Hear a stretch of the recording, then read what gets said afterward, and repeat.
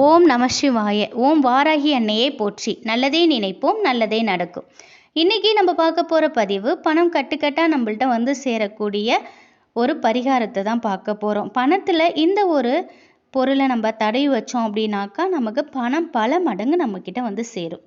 நம்மளில் பலரும் பணத்தை சேர்க்க தான் ஓடிக்கிட்டே இருக்கும். என்னதான் நம்ம ஓடிக்கிட்டே இருந்தாலும் அந்த பணத்தை நம்மளால் சேர்க்க முடியறதில்ல. பணம் சம்பாதிக்கிறதுக்கு நாம் எடுக்கும் எந்த முயற்சியும் பலனளிக்க மாட்டேங்குது. அப்போது நம்முடைய யோகமும் இதுக்கு ஒரு காரணமாக இருக்கும். இதற்கான ஒரு பரிகாரத்தை தான் நம்ம இன்னைக்கு பார்க்க போகிறோம். இந்த பரிகாரத்தை வெள்ளிக்கிழமையில் வரக்கூடிய சுக்கிர ஓர அன்னைக்கு செய்யலாம். அப்படி இல்லை அப்படின்னா அமாவாசை, பௌர்ணமி, வளர்பிறை திதி இந்த மாதிரி நாட்களில் நம்ம செய்யலாம். இந்த பரிகாரம் நம்ம செய்யும் பொழுது சந்திராஷ்டமமாக இல்லாமல் நீங்கள் பார்த்துக்கோங்க.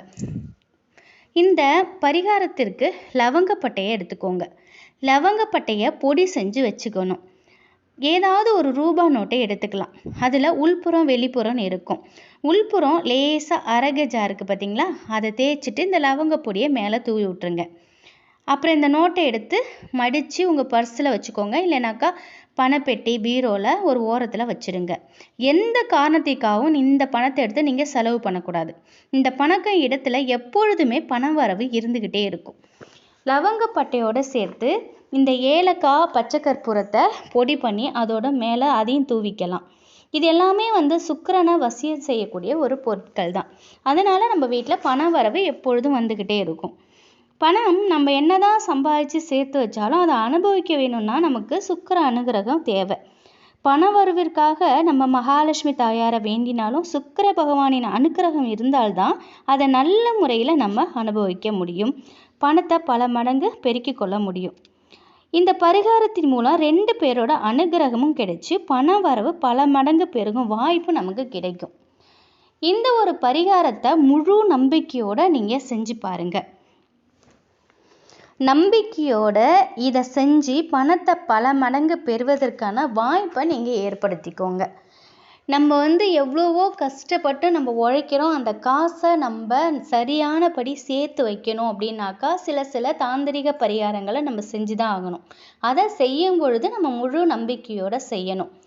அதே போல் பணத்தை வந்து எப்பொழுதும் நம்ம பூட்டியும் வச்சுருக்கக்கூடாது. அந்த பணத்தை வந்து நம்ம ரொட்டேட் பண்ணிகிட்டே இருக்கணும். நம்ம அந்த மாதிரி எடுத்து செலவு நல்ல செலவுக்கு பண்ணலாம்.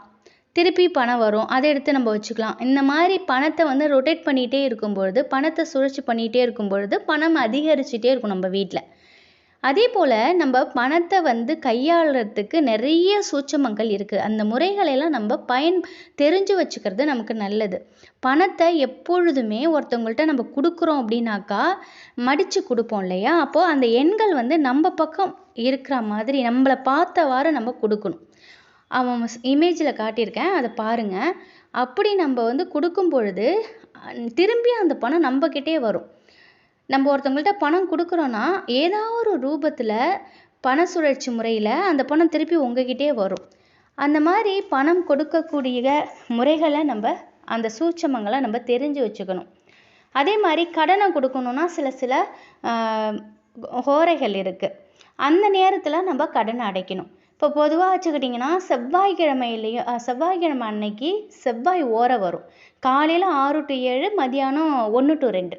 இந்த நேரத்தில் நீங்கள் கடனை அடைக்கிறீங்க அப்படின்னாக்கா நிச்சயமாக வெகு விரைவில் உங்களோட கடன் அடைப்படும்.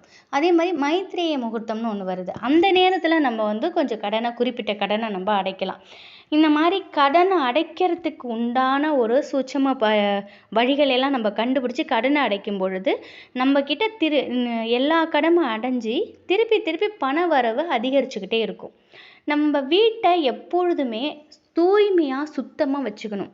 நம்ம வீடு எப்போதுமே ஒரு நறுமணமாக இருக்கணும். வாசனை மிகுந்த பொருட்களை நம்ம வீட்டில் அதிகமாக வச்சுக்கணும். லவங்கம், பட்டை, கிராம்பு, ஏலக்காய் இதெல்லாம் அதிகமாக நம்ம யூஸ் பண்ணிக்கிட்டே இருக்கணும். அந்த வாசனை இருந்துக்கிட்டே இருக்கணும். இந்த மாதிரி இருக்கும் பொழுது பஞ்சபாத்திரம் வைக்கிறீங்க, தண்ணி வந்து சாமிக்கு வைக்கிறீங்கன்னா அதில் எப்பொழுதுமே ஏலக்காய் 2 நசுக்கி போடுங்க, பச்சை கற்பூரம் துளி நசுக்கி போடுங்க, துளசி இலை 2 போடுங்க. பணம் வைக்கிறீங்க, எதில் பணம் வச்சாலுமே கொஞ்சம் ஏலக்காய், கொஞ்சம் பச்சை கற்பூரம், கொஞ்சம் துளசி வச்சு பாருங்க. இந்த மாதிரி சில சூட்சுமங்கள்லாம் நீங்கள் பண்ணும் பொழுது உங்களுக்கு வெகு விரைவிலே பணவரவு அதிகரிச்சுக்கிட்டே இருக்கும். எந்த நாளும் உங்கள் வீட்டில் இந்த பண தட்டுப்பாடு இருக்காது.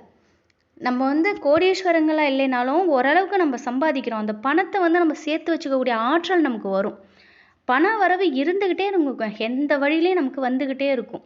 பெரிய பெரிய பணக்காரர்களோட சூட்சமமான வழி என்னன்னு பார்த்தீங்கன்னா இந்த மாதிரி வழி தான்.